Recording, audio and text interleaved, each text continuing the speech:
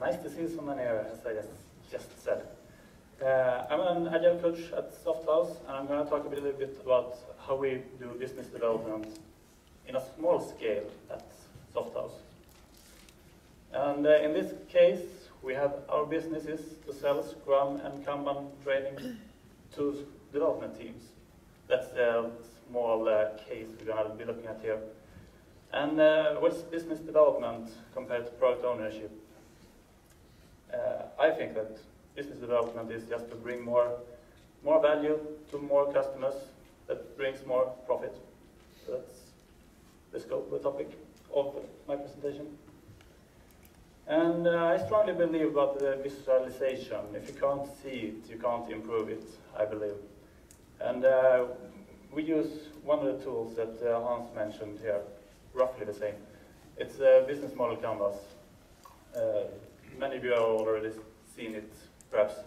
It contains different building blocks. In the middle, it's a value proposition. What do you value? What value do you bring to your customers? And those are typically the first two you think about in your business.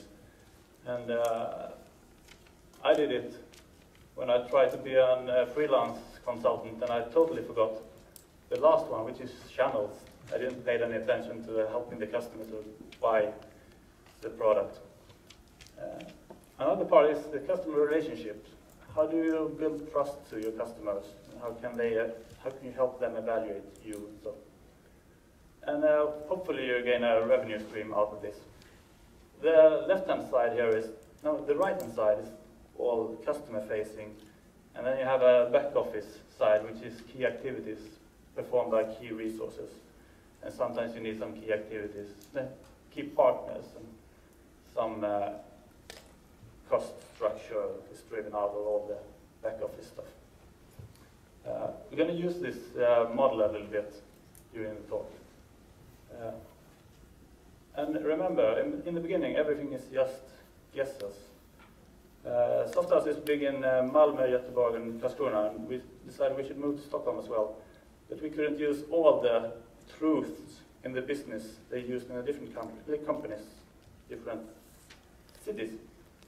So we need to validate all these guesses in Stockholm. So let's look at our model. I said we should do Scrum and Kanban coaching.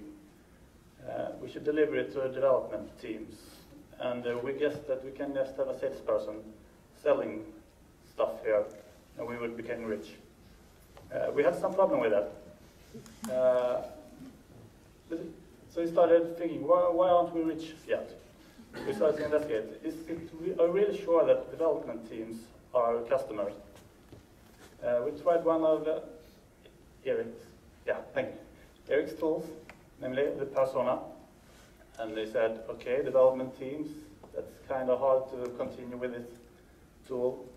So when we just realized, no, wait a minute.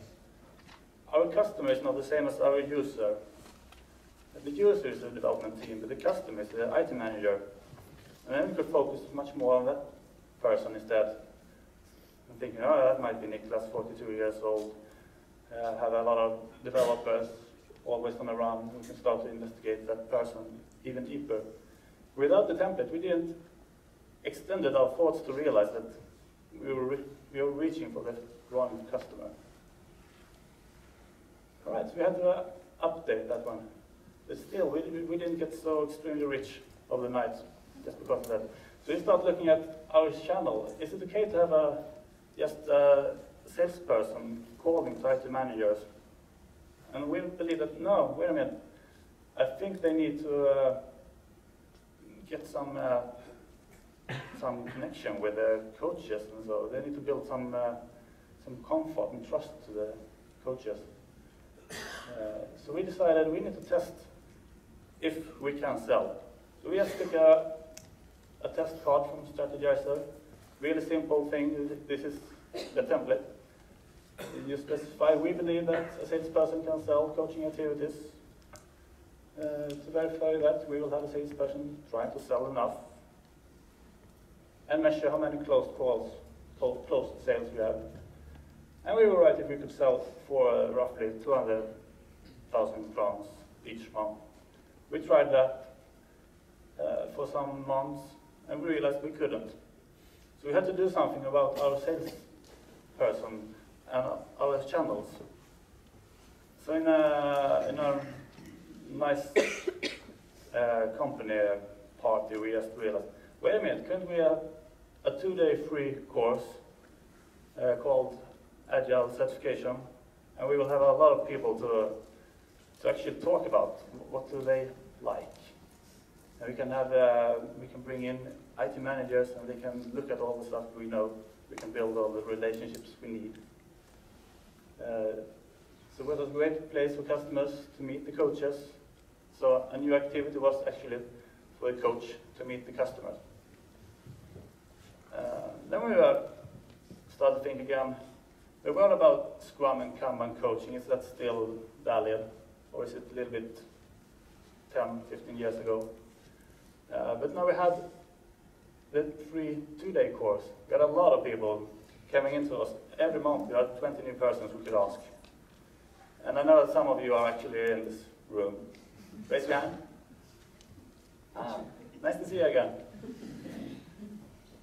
So what we did, we tried some different things. We tried actually the business model canvas on you, and you liked it. So we realized, oh, that's a good thing. Maybe we should keep that one. So instead of the Scrum and Kanban coaches that we thought you liked, we realized that you might prefer something else. Business development, agile management, and such. Scaled agile, or just scaling agile. Oh, that's great. We get new info all the time about what the customers and the users need. But wait a minute, are we really good at this?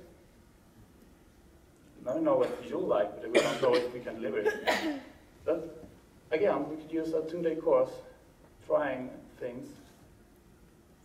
We're using different kinds of materials, teaching materials and so. And we measured what you thought about the course. We got great info all the time. Really easy to experiment and to learn new stuff. And how much time is it now? Yeah, great. So, now we're thinking about, do we need a key partner?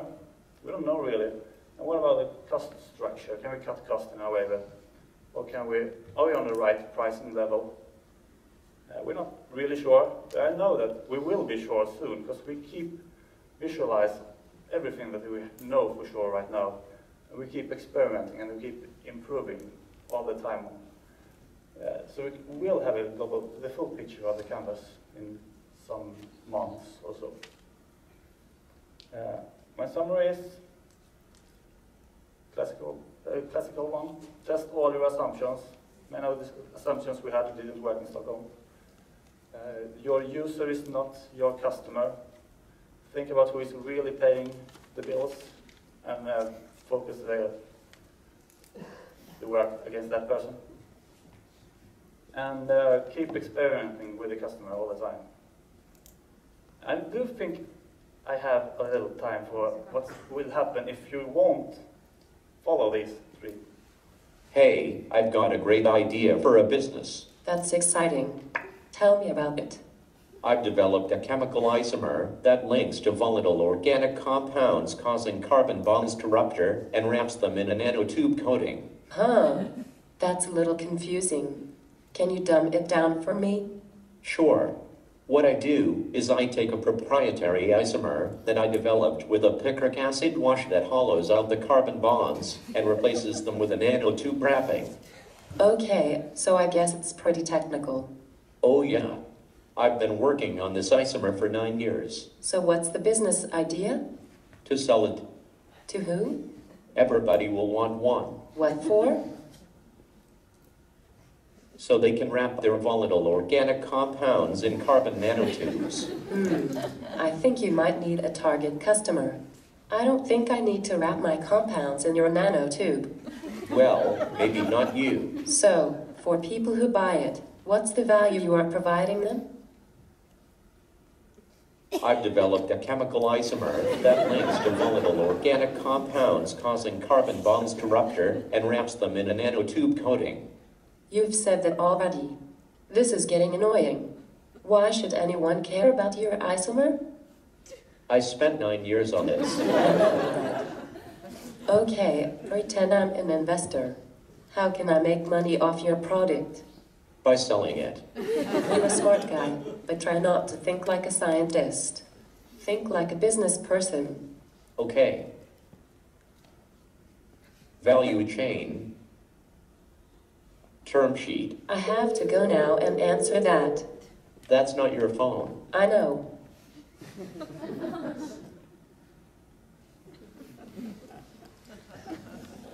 All right, thank you very much.